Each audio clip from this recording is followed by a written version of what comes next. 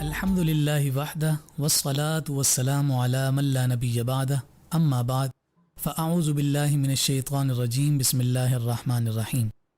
محترم و مکرم سامعین گرامی قدر، السلام علیکم ورحمۃ اللہ وبرکاتہ۔ تدبر قرآن کی آج کی نشست میں ہم انشاءاللہ العزیز سورہ یوسف سے اپنی گفتگو کا آغاز کریں گے۔ گزشتہ نشست میں ہم نے سورہ یوسف کا ابتدائی تعارف آپ کی خدمت میں پیش کیا تھا۔ قرآن مجید فرقان حمید نے جسے احسن القصص کہا، یعنی بہترین قصہ، تو یقیناً وہ بہترین ہی قصہ ہے۔ حضرت یوسف علیہ السلام کی سیرت کے مبارک گوشوں سے نور لینے کی ہم انشاءاللہ کوشش کریں گے۔ سورہ یوسف کے ابتدا میں اللہ رب العزت نے ایک دفعہ پھر قرآن مجید فرقان حمید کی حقانیت کو ذکر کیا، اور پھر اس کے ماہن بعد حضرت یوسف علیہ السلام کے خواب کا تذکرہ ہے، اور وہ خواب یہ تھا کہ آپ نے خواب میں 11 ستاروں کو اور سورج اور چاند کو سجدہ کرتے ہوئے دیکھا، جس کی تعبیر یہ تھی کہ ان کے 11 بھائی اور ان کے والدین ماں باپ آپ کے سامنے جھکیں گے۔ جناب یعقوب علیہ السلام جو حضرت یوسف علیہ السلام کے والد بزرگوار ہیں، انہوں نے حضرت یوسف کو منع فرمایا کہ اس خواب کا اظہار اپنے بھائیوں سے نہ کریں، کیونکہ وہ آپ سے حسد رکھتے ہیں اور حسد کی بنیاد پر وہ کہیں آپ کو نقصان نہ پہنچا دیں۔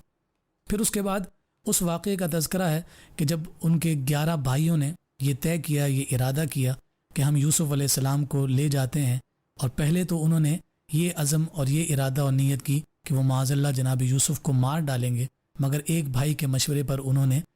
اس ارادے کو ترک کر دیا، اور پھر یہ طے ہوا کہ ہم انہیں کسی ایسی جگہ چھوڑائیں گے کہ جہاں سے ان کا واپس آنا ممکن نہ ہوگا۔ حضرت یعقوب علیہ السلام سے اجازت لے کر وہ اپنے بھائی جناب یوسف کو اپنے ساتھ لے گئے، اور جنگل میں ایک کنویں میں آپ کو ڈال دیا، اور آپ کی قمیص پر ایک جانور کا خون لگا کر واپس لا کر جناب یعقوب علیہ السلام کے سامنے رکھا کہ یوسف علیہ السلام ہمارے بھائی کو خون خوار اور درندہ صفت جانور نے کھا لیا ہے۔ اتفاق یہ ہے اور اللہ رب العزت کی قدرت کاملہ کا اظہار یوں ہوا کہ جس کنویں میں حضرت یوسف علیہ السلام کو ڈالا گیا تھا، وہاں قریب سے ایک قافلہ گزرا، اور انہوں نے اس کنویں سے پانی کے حصول کے لیے وہاں پڑاؤ ڈالا۔ جب وہاں سے پانی نکالنے لگے تو جناب یوسف علیہ السلام ان کو ملے، وہ انہیں لے کر اپنے ساتھ مصر لے گئے، اور مصر میں جا کر آپ کو بیچ دیا گیا۔ جب آپ کو وہاں بیچا تو عزیز مصر نے آپ کو خریدا۔ عزیز مصر کی کوئی اولاد نہ تھی، تو اس نے اس لیے خریدا کہ یہ خوبصورت حسین و جمیل بچہ ہے، یہ ہمیں ضرور نفع دے گا، چونکہ میرا کوئی بیٹا نہیں ہے تو یہ بیٹے کی ہی طرح ہمارے ساتھ رہے گا اور یقیناً بڑے ہو کر ہمیں فائدہ پہنچائے گا۔ عزیز مصر نے جناب یوسف کو اپنے گھر میں رکھا۔ حضرت یوسف علیہ السلام بچپن ہی سے انتہائی حسین و جمیل تھے، اور آپ جانتے ہیں کہ آپ کے حسن و جمال کے تذکرے تو دنیا میں آج بھی معروف اور مشہور ہیں۔ جوں جوں آپ کی عمر بڑھتی چلی جا رہی تھی، توں آپ کے حسن اور آپ کے جمال اور آپ کی رعنائیوں میں مزید اضافہ ہوتا چلا جا رہا تھا۔ عزیز مصر کی بیوی زلیخا کا تذکرہ پھر آگے کیا گیا کہ جب حضرت یوسف علیہ السلام کا حسن جوبن پر تھا تو عزیز مصر کی بیوی زلیخا نے حضرت یوسف علیہ السلام کو دعوت گناہ دی، چونکہ جناب یوسف علیہ السلام بچپن ہی سے پاکیزگی، طہارت، عصمت، عفت اور یوں سمجھیے کہ عزت و حرمت کا پیکر تھے۔ حضرت یوسف علیہ السلام نے اللہ رب العزت کی مدد اور نصرت سے اس دعوت گناہ سے اپنے آپ کو محفوظ رکھا۔ اس پوری تفصیل کو قرآن مجید فرقان حمید نے ذکر کیا ہے کہ کس طرح سے زلیخا حضرت یوسف علیہ السلام کو کمرے میں لے گئی، تمام دروازوں کو بند کر دیا، اور بند کرنے کے بعد اس نے جناب یوسف علیہ السلام سے کہا کہ آج تمہیں مجھ سے کون بچائے گا؟ قالت ہی تلک، کہ مجھ سے آج تجھے کون بچائے گا، یا اس دعوت گناہ سے کون تجھے روکے گا؟ تو اللہ رب العزت کی بارگاہ میں جناب یوسف علیہ السلام نے اس وقت یہ کلمات کہے تھے، قال معاذ اللہ، کہ اللہ رب العزت کی ہی میں پناہ چاہتا ہوں، وہی مجھے اس برے فعل سے محفوظ رکھنے والا ہے۔ تو حضرت یوسف علیہ السلام وہاں سے جب باہر کی جانب نکلے ہیں تو زلیخا نے پیچھے کے سمت سے آپ کی قمیض پکڑ کر کھینچی، جس کی وجہ سے آپ کی قمیض پیچھے سے پھٹ گئی۔ لیکن جیسے ہی حضرت یوسف علیہ السلام کمرے سے باہر نکلے تو سامنے عزیز مصر کھڑا تھا، اور عزیز مصر نے جب یہ دیکھا کہ اس کمرے میں کوئی اور نہیں ہے، صرف جناب یوسف ہیں اور ان کی اہلیہ زلیخا ہیں، اور زلیخا نے جب دیکھا کہ سامنے ان کا شوہر کھڑا ہے تو اس نے کہا قالت ما جزاء من اراد باہلک سوءا، کہ ایسے شخص کے بارے میں آپ کیا فیصلہ کریں گے کہ جو آپ کی اہلیہ سے برا کرنے کا ارادہ رکھتا ہے۔ معاذ اللہ اس نے اپنے دل کی اس برائی کو جناب یوسف علیہ السلام پر ڈالنے کی کوشش کی، اور اس کے نتیجے اور اس کے ثمر میں حضرت یوسف علیہ السلام کو قید میں ڈال دیا گیا۔ یہ بات معروف ہو گئی، مشہور ہو گئی، اور ہر طرف یہ چرچا ہو گیا کہ زلیخا جو عزیز مصر کی بیوی ہے، عزیز مصر پر اپنا دل دے بیٹھی، یعنی عزیز مصر کی بیوی ایک غلام زادے پر دل دے بیٹھی ہے۔ عورتیں تانا دیتی تھیں، اور اس تانے کو سن سن کر جب زلیخا تھک گئی تو تانا دینے والی عورتوں کو بلایا، جمع کیا، ان کی دعوت کی، ان کے ہاتھوں میں چھریاں پکڑائیں، اور یوسف علیہ السلام کو حکم دیا کہ ان کے سامنے سے گزریں، اور ان عورتوں سے کہا کہ پھلوں کو کاٹیں۔ اور ادھر وہ پھل کاٹنے لگیں تو سامنے جناب یوسف علیہ السلام کا حسن اور جلوہ تھا، وہ پھلوں کو کاٹنا بھول گئیں اور ان کی انگلیاں کٹ گئیں۔ تو اس وقت وہ کہنے لگیں کہ نہیں، یہ کوئی بشر نہیں ہو سکتا۔ یہاں پر سید اعلیٰ حضرت نے بڑا خوبصورت شعر ذکر فرمایا ہے کہ یہ تو حضرت یوسف علیہ السلام کے حسن کا کمال اور جلوہ تھا کہ وہ عورتیں پھلوں کی جگہ اپنی انگلیاں کاٹ بیٹھیں۔ یہ یوسف علیہ السلام کا حسن ہے۔ ذرا اندازہ لگائیے کہ امام الانبیاء جناب محمد مصطفیٰ صلی اللہ علیہ وسلم کے حسن و جمال کا عالم کیا ہوگا۔ تو یہاں اعلیٰ حضرت نے فرمایا کہ حسن یوسف پہ کٹیں مصر میں انگشت زنا، سر کٹاتے ہیں تیرے نام پہ مردان عرب۔ پھر اس کے بعد حضرت یوسف علیہ السلام کو جب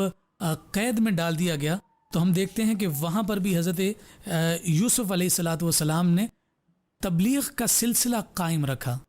وہاں لوگوں میں یہ مشہور ہو گیا کہ آپ خوابوں کی تعبیر بتاتے ہیں، آپ کے پاس خوابوں کا علم ہے، تعبیر و رؤیا آپ رکھتے ہیں، تو لوگ اپنے خواب آ کر بیان کرتے، اور جب وہ خواب بیان کرتے، تعبیر پوچھتے، تو آپ تعبیر بتانے سے پہلے اللہ رب العزت کی توحید کا انہیں پیغام دیتے۔ قید میں بھی رہنے کے باوجود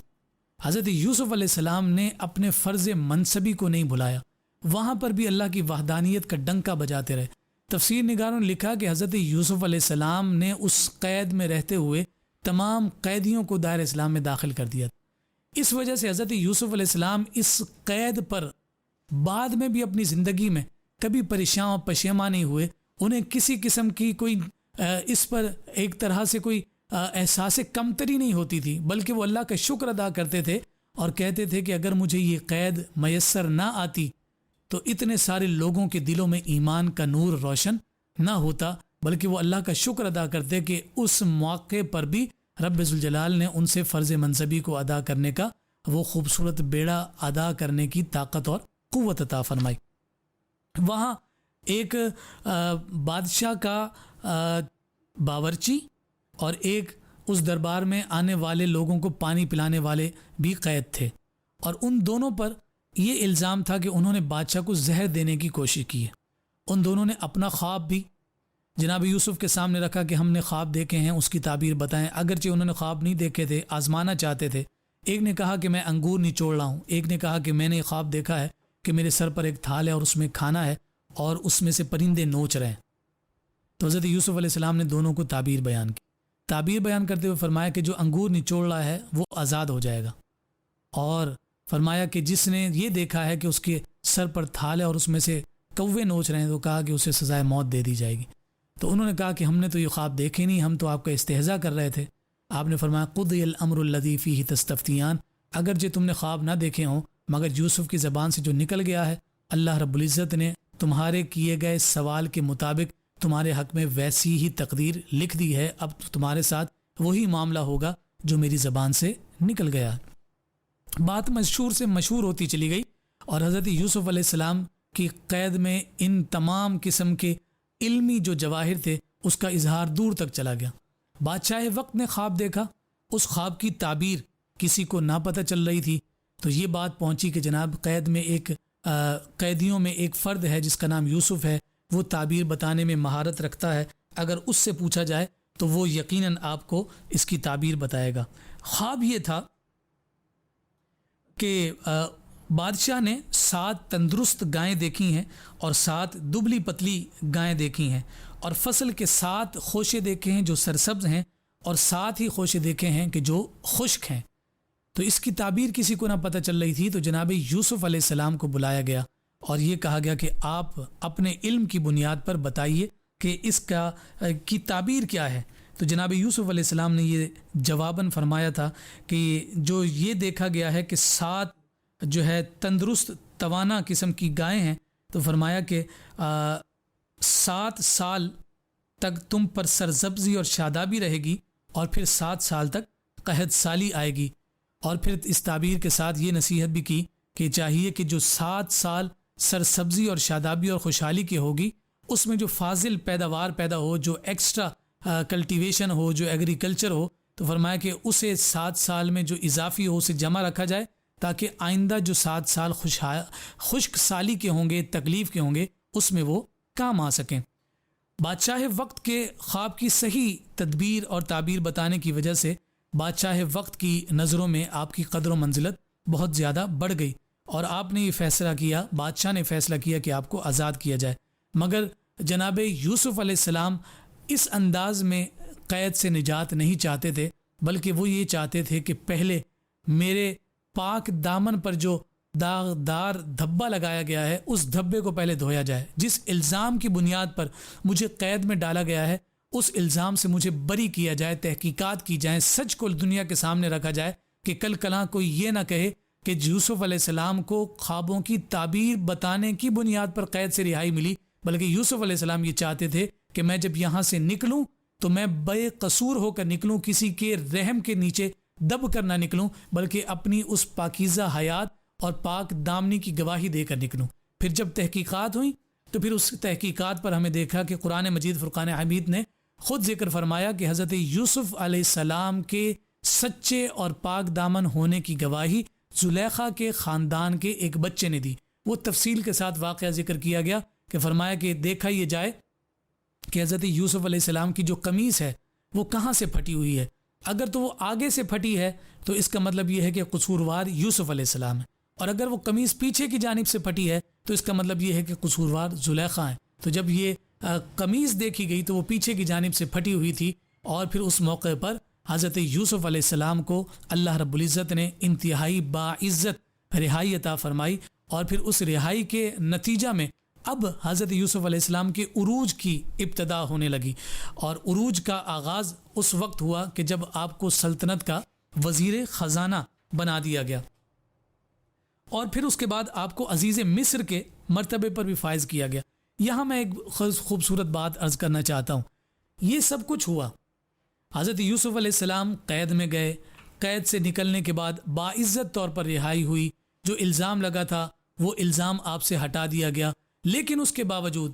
یہ تمام کرنے کے بعد بھی آپ یہ کہہ رہے ہیں وما ابرئ نفسی ان النفس لامارۃ بالسوء الا ما رحم ربی، کہ یہ جو نفس ہے، جو ہر نفس انسان کے ساتھ جڑا ہوا ہے، جس میں بہت برے قسم کے خیالات آتے ہیں، شیطانی وساوس آتے ہیں، فرمایا کہ یہ نفس امارہ ہے، اس سے کوئی نہیں بچ سکتا اس وقت تک جس وقت تک اللہ رب العزت کا رحم و کرم شامل حال نہ ہو۔ یہاں حضرت یوسف علیہ السلام نے جو اپنی پاکیزگی کا خوبصورت اظہار فرمایا اور آپ کو عزت اور شان ملی، اس عزت اور شان کے ملنے کے باوجود اس میں اپنا وہ کوئی حصہ نہیں ملا رہے، بلکہ وہ سارا کا سارا حصہ اور کریڈٹ رب ذوالجلال کے فضل و کرم کو ہی دے رہے ہیں، کہ اللہ رب العزت کے فضل اور کرم سے ہی یہ نتیجہ نکلا کہ اللہ رب العزت نے اپنا کرم فرمایا اور یوسف علیہ السلام کی عزت دوبارہ بحال ہوئی۔ آپ جب وزیر خزانہ رہے تو پھر وہ خوابوں کی تعبیر کے وہ دن آ گئے، 7 سال بڑی خوشحالی میں گزرے۔ آپ وزیر خزانہ تھے تو آپ نے بہت احسن طریقے سے جو فاضل اناج تھا، غلہ تھا، جو غذا تھی، اسے جمع کرتے رہے، سمیٹتے رہے۔ پھر اس کے بعد جب خشک سالی اور قحط سالی کے دن آئے تو پھر اس وقت صرف مصر ایسا تھا کہ جہاں غلہ، غذا اور اناج موجود تھا۔ گرد و نواح اور قرب و جوار کے علاقے کے لوگ بہت پریشانی اور تکلیف میں آ گئے، اور وہاں کے لوگ مصر آتے اور یہاں سے ڈونیشن اور امداد لے کر جاتے اور لوگوں کو جا کر بتاتے کہ مصر میں اب بھی خوشحالی ہے، اور یہ سارا کا سارا کریڈٹ جاتا تھا حضرت یوسف علیہ السلام کی وہ خوبصورت تدبیریں اور جناب یوسف علیہ السلام کے وہ خوبصورت اسلوب، جس کی بنیاد پر آپ نے مصر کے لوگوں کو اس قحط سالی سے حفاظت عطا فرمائی تھی۔ پھر جب بات آگے بڑھی تو حضرت یعقوب علیہ السلام کے جو بقیہ بیٹے تھے، جب انہیں بھی قحط سالی کے اثرات کا سامنا کرنا پڑا اور انہیں بھی یہ خبر پہنچی کہ مصر سے اناج اور غذا ملتی ہے، وہاں سے ڈونیشن اور امداد ملتی ہے، تو وہ لوگ بھی آئے۔ اب جناب یوسف علیہ السلام کے سامنے جب آئے تو وہ بھائی تو حضرت یوسف کو نہ پہچان سکے، مگر جناب یوسف اپنے بھائیوں کو پہچان گئے۔ آپ نے انہیں غلہ بھی دیا، اور غلہ دینے کے ساتھ ساتھ انہیں یہ بھی کہا کہ جب اگلی دفعہ آؤ تو جس بھائی کو تم گھر چھوڑ آئے ہو، جو حضرت یوسف علیہ السلام کے سگے بھائی تھے جناب بنیامین، انہیں وہ گھر چھوڑ آئے تھے، یعقوب علیہ السلام نے انہیں ساتھ نہ آنے دیا تھا، کہا کہ اگلی دفعہ جب آؤ تو اس بھائی کو بھی ساتھ لے کر آنا۔ غلہ بھی دیا اور پھر اس غلے میں وہ غلے کی قیمت بھی ڈال دی اور انہیں واپس بھیج دیا۔ جناب یوسف علیہ السلام کے بھائی جب واپس گئے تو اپنے والد بزرگوار کو یہ گزارش پیش کی کہ اب جب ہم جائیں گے غلہ لینے کے لیے تو ہمیں اپنے بھائی بنیامین کو بھی ساتھ لے کر جانا ہے، چونکہ وہاں کے بادشاہ نے ہمیں یہی حکم دیا ہے، عزیز مصر نے ہمیں یہی حکم دیا ہے۔ بات جب آگے بڑھی تو حضرت یعقوب علیہ السلام نے جناب بنیامین کو ساتھ بھیجنے سے منع فرمایا کہ تم نے پہلے یوسف علیہ السلام کے ساتھ بھی بہت ناروا سلوک کیا ہے، اب میں انہیں جانے کی بالکل اجازت نہیں دوں گا۔ جب غلہ کھولا گیا تو اس میں سے قیمت بھی جب نکلی تو وہ بھائی کہنے لگے کہ دیکھیں کہ عزیز مصر جو ہے وہ کتنا رحم دل ہے اور کس قدر زیادہ محبت کرنے والا ہے، ہم آپ کو یقین دہانی کراتے ہیں کہ اس بھائی کو کوئی تکلیف نہیں ہوگی اور ہم اسے بحفاظت ہی واپس لے کر آئیں گے۔ پھر جب وہ دوبارہ یہ سارے بھائی گئے اور جناب بنیامین بھی ساتھ گئے ہیں تو اس موقع پر حضرت یعقوب علیہ السلام کے پیارے بیٹے جناب یوسف علیہ السلام نے اپنے بھائی بنیامین کو علیحدہ کیا اور انہیں بتایا کہ میں یوسف ہوں، تمہارا بھائی ہوں، اور پھر آپ نے انہیں اپنے پاس روکنے کی ایک تدبیر فرمائی، اور تدبیر یہ فرمائی کہ جب وہ غلہ دے کر روانہ ہونے لگے تو حضرت یوسف علیہ السلام نے کہا کہ میرا جو پیالہ ہے وہ کہیں گم ہو گیا ہے، اور یقیناً یہ لوگ جو غلہ لے کر اب گئے ہیں انہی لوگوں میں سے کسی نے اپنے ساتھ اسے چھپا لیا ہے۔ تمام بھائیوں کو روکا گیا اور وہاں روک کر جب سب کی تلاشی لی گئی تو وہ پیالہ جناب بنیامین کے سامان میں سے نکلا، اور اس موقع پر دیگر بھائی کہنے لگے کہ معاذ اللہ ان کا ایک اور بھائی یوسف تھا، وہ بھی چوری کیا کرتا تھا تو آج اس نے بھی چوری کی ہے۔ اور پھر ساتھ انہوں نے یہ بھی کہا کہ آپ اسے ہمارے ساتھ جانے دیں، ہم میں سے کسی کو روک لیں چونکہ ہمارے والد بزرگوار بہت سخت ناراض ہوں گے۔ جناب یوسف علیہ السلام نے کہا کہ نہیں، ایک کے جرم کی سزا ہم کسی دوسرے پر نہیں ڈال سکتے۔ اس اعتبار سے حضرت یوسف علیہ السلام نے اپنے بھائی جناب بنیامین کو اپنے پاس روک لیا اور ان تمام بھائیوں کو واپس بھیج دیا۔ جب دیگر سارے بھائی واپس اپنے والد بزرگوار جناب یعقوب کے پاس پہنچے اور بنیامین کی گرفتاری کی خبر دی تو اس وقت حضرت یعقوب علیہ السلام کے پرانے زخم بھی تازہ ہو گئے، اور آپ نے اس وقت بہت ہی گریہ و زاری کرتے ہوئے اپنے پیارے بیٹے جناب یوسف کو پکارا، اور آپ اس قدر روئے کہ آپ کی بینائی تک چلی گئی۔ یہاں پھر آگے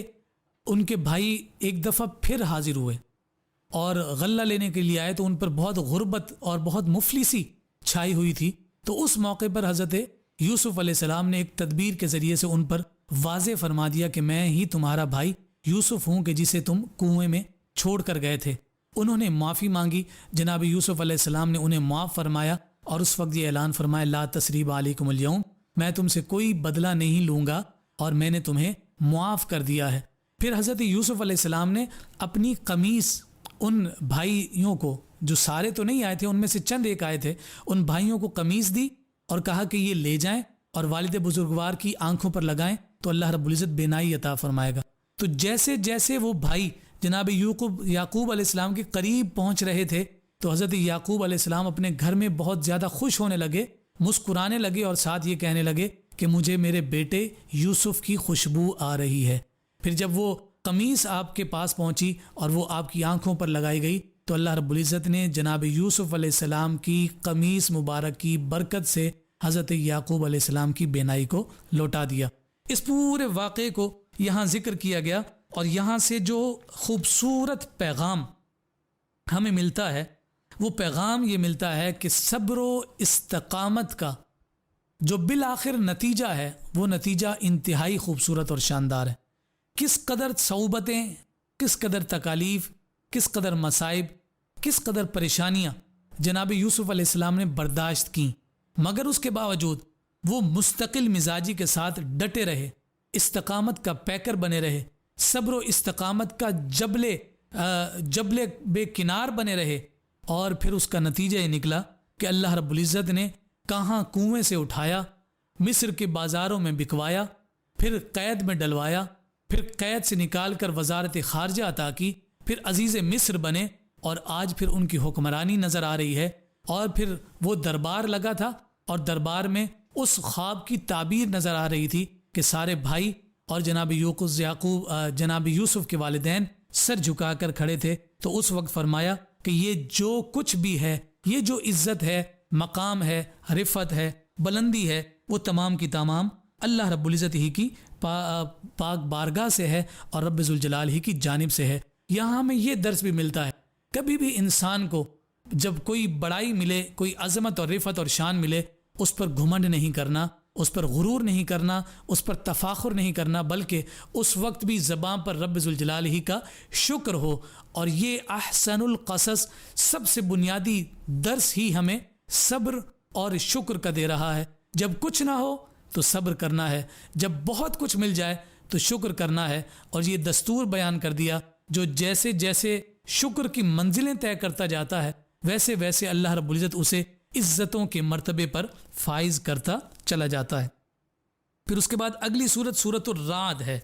یہ ترتیب کے اعتبار سے 13واں نمبر اور نزول کے اعتبار سے اس کا نمبر 96واں ہے، یعنی 96 نمبر پر یہ سورہ مبارکہ نازل ہوئی۔ اور اس سورہ مبارکہ کی ابتدا بھی حروف مقطعات سے ہے۔ پہلے بھی ہم ذکر کر چکے، جیسے الف لام میم، الف لام میم صاد، الف لام را، اسی طرح سے یہ سورہ مبارکہ یہ حروف مقطعات کہلاتے ہیں۔ اور یہ جتنے بھی حروف مقطعات سے شروع ہونے والی صورتیں ہیں، یہی ابتدائی میں اللہ رب العزت قرآن کی حقانیت اور صداقت کا اظہار فرماتا ہے۔ آپ جتنی بھی حروف مقطعات سے شروع ہونے والی صورتیں ہیں انہیں اٹھا لیں تو ابتدائیہ جو ہے وہ قرآن ہی کے بارے میں ذکر ہے۔ یہاں مفسرین نے ذکر کیا کہ سبب صرف اور صرف یہ ہے کہ اللہ رب العزت بتانا چاہتا ہے کہ یہ جو حروف مقطعات ہیں، تم رہتی دنیا تک اس کے اسرار و رموز چھانتے رہو گے، پرکھتے رہو گے اور اس کے اسرار نکالتے رہو گے، مگر تم اس کی حقیقت کو نہیں پہنچ سکتے ہو۔ یہ حروف مقطعات تمہیں نہیں سمجھ آ رہے تو بقیہ کلام کی گہرائی اور گہرائی کو تم کس انداز میں سمجھ سکتے ہو۔ پھر اللہ رب العزت نے آگے سورج اور چاند کو جو ایک نظم کے تابع کر کے چلایا ہے اس کا ذکر فرمایا ہے، زمین کے پھیلاؤ کا تذکرہ کیا، اس میں پہاڑوں کو کس طرح سے میخوں کے اعتبار سے قائم کیا تاکہ زمین اپنی جگہ سے ہلے نہ، اور اس زمین کو ساکت رکھنے کے لیے جو پہاڑ اللہ رب العزت نے قائم فرمائے اس کا تذکرہ کرتے ہوئے فرمایا کہ میری یہ تمام نشانیاں اہل عقل کے لیے ہیں کہ وہ اس سے نصیحت کو حاصل کریں۔ پھر اللہ رب العزت کے علم و قدرت کا مزید بیان کیا گیا ہے کہ یہ اللہ رب العزت ہی کے علم میں ہے کہ ماں کے پیٹ میں کیا ہے۔ یہاں ایک عام ذہن اور کج فہم جو ہے یہ سوال کرتا ہے کہ اگر تو یہ اللہ رب العزت کا خاصہ ہے کہ وہی جانتا ہے کہ ماں کے پیٹ میں کیا ہے، جبکہ آج تو سائنس نے اتنی ترقی کر لی ہے کہ الٹرا ساؤنڈ کے ذریعے سے پتہ چل جاتا ہے کہ پیٹ میں بیٹا ہے یا بیٹی ہے، تو پھر یہ اللہ رب العزت کے ساتھ خاص کیسے ہوا؟ تو یہاں پھر مفسرین نے ذکر کیا، اور ہمارے جو خوبصورت اہل علم ہیں وہ یہاں بڑا خوبصورت نقطہ بیان کرتے ہیں، کہتے ہیں کہ اس سے مراد یہ نہیں ہے کہ پیٹ میں بیٹا ہے یا بیٹی، بلکہ اس سے مراد تو وہ قدرت میں لکھے جانے والے وہ خوبصورت مظاہر ہیں کہ جس کا ظہور پیٹ میں موجود بچے کے ذریعے سے ہونا ہے۔ تم یہ تو جان لو گے کہ پیٹ میں بیٹا ہے یا بیٹی، مگر تم یہ نہیں جان سکتے کہ یہ بڑے ہو کر نیک بنے گا، صالح بنے گا، گناہگار بنے گا، بد کردار بنے گا یا متقی پرہیزگار بنے گا۔ فرمایا کہ یہ تو علم رکھنے والی ذات صرف اور صرف اللہ رب العزت کی ہے۔ اسے کتنا مال ملے گا، آیا یہ غریب ہوگا، یہ امیر ہوگا، یہ علم حاصل کرے گا یا ساری زندگی جہالت میں گزار دے گا، فرمایا کہ یہ وہ حقیقتیں ہیں کہ جنہیں انسان نہیں جان سکتا، نہیں پہچان سکتا، اس کا علم صرف اور صرف اللہ رب العزت کو ہے۔ پھر اس کے بعد ایک ضابطہ ذکر کیا، ضابطہ یہ ہے ان اللہ لا یغیر ما بقوم حتی یغیروا ما بانفسہم، کہ اگر کوئی قوم اپنی حالت، اپنی تقدیر اور اپنی کیفیت اور اپنے حالات پر رحم کرنا چاہتی ہے اور تبدیل کرنا چاہتی ہے تو اس کے لیے ضروری ہے کہ وہ خود آمادہ ہو کہ وہ اپنے حالات تبدیل کرنا چاہتی ہے۔ اگر وہ ہاتھ پر ہاتھ دھرے بیٹھے رہ جائیں کوئی کام نہ کریں، محنت نہ کریں، کوشش نہ کریں، جستجو نہ کریں، تو فرمایا کہ ہاتھ پر ہاتھ دھرے بیٹھے رہنے سے کچھ نہیں ہوگا. پہلے تمہیں عزم مصمم کرنا ہوگا، قوت ارادی پیدا کرنی ہوگی، اپنے آپ کو تبدیل کرنے کے لیے، اپنے آپ کو تبدیلی کے رستے پر ڈالنے کے لیے، اپنے آپ میں تبدیلی لانے کے لیے کوشش کرنی ہوگی. اور جب اس کوشش کے لیے سرگرداں ہوں گے تو پھر اللہ رب العزت کی مدد اور نصرت نازل ہوگی. اسی لیے فرمایا کہ اللہ رب العزت تقدیر اسی قوم کی بدلتا ہے کہ جو خود اپنی تقدیر بدلنے کے لیے آمادہ ہوتی.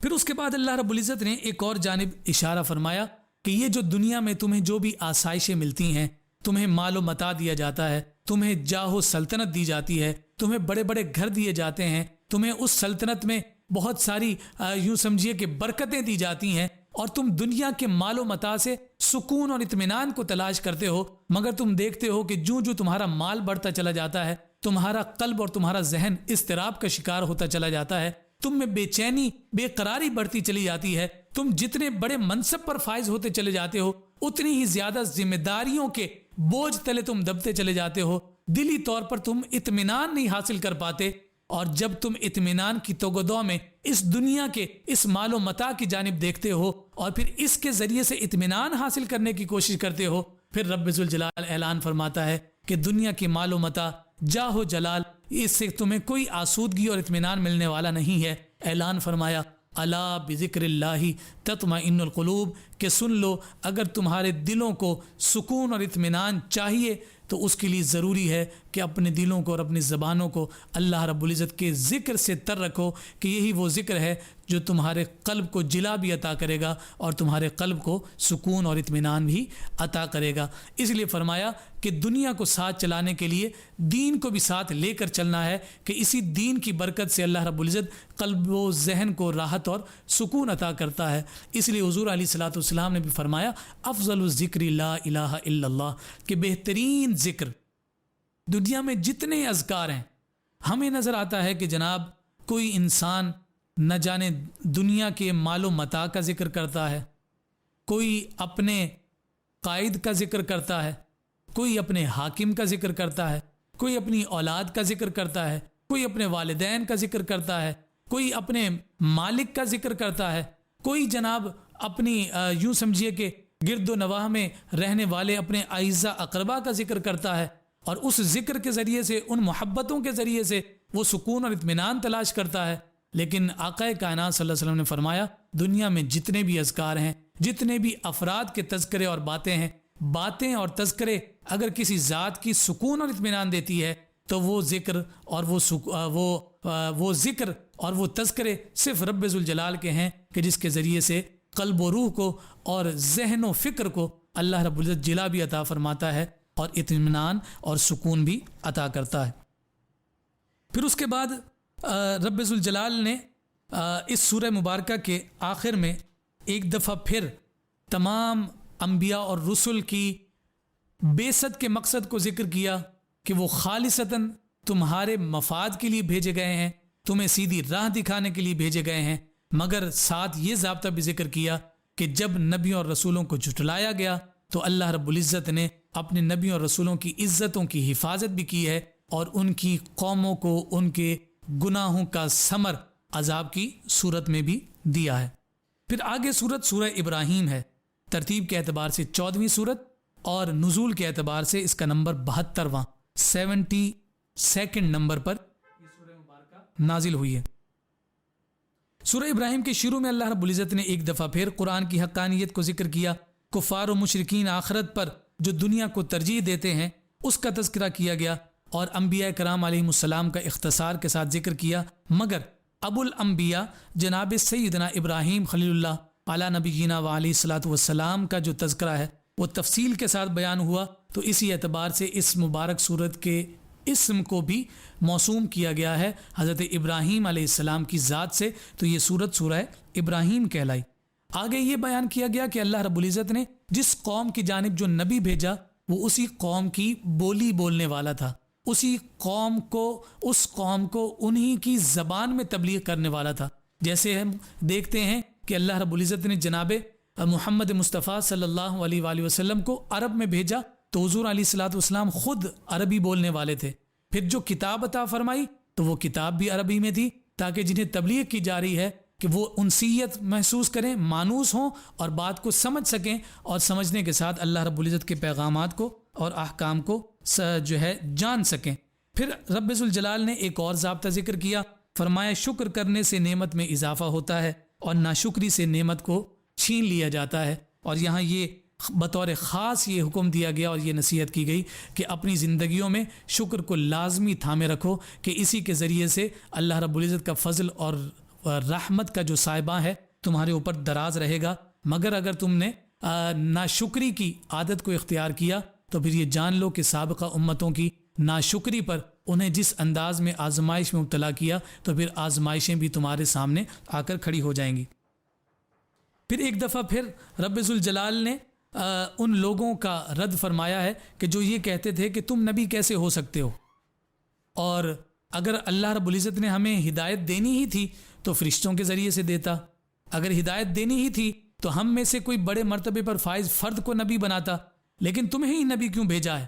ہمارے اباء و اجداد سے کے طریقے سے محض تم ہٹانا چاہتے ہو. جب اس طرح کی باتیں کی جاتی ہیں تو اللہ رب العزت نے جواب میں یہی فرمایا کہ تم نہیں جانتے یہ لوگ جو میری جانب سے نبی اور رسول بن کر آتے ہیں یہ تو منتخب شدہ ہیں، اور اللہ رب العزت ان جیسا مقام اور رتبہ ہر ایرے غیرے کو نہیں دیتا، بلکہ یہ رب ذوالجلال کی بارگاہ کے چنیدہ افراد ہیں. پھر اس کے بعد حضرت ابراہیم علیہ السلام کے واقعے کا بھی تفصیل ذکر کیا گیا کہ جب حضرت ہاجرہ اور جناب سیدنا اسماعیل ذبیح اللہ علیہ نبینا علیہ الصلوۃ والسلام کو حضرت ابراہیم وہ بے آب و گیا زمین جو مکۃ المکرمہ کا شہر تھا جہاں دور دور تک زندگی کے کوئی اثرات نہیں تھے، وہاں اللہ کے حکم سے اپنی اہلیہ سیدہ ہاجرہ اور دودھ پیتے بچے جناب اسماعیل کو اللہ رب العزت کے توکل پر اور رب ذوالجلال کے سپرد کر کے روانہ ہوئے. اس واقعے کو پورا ذکر کیا گیا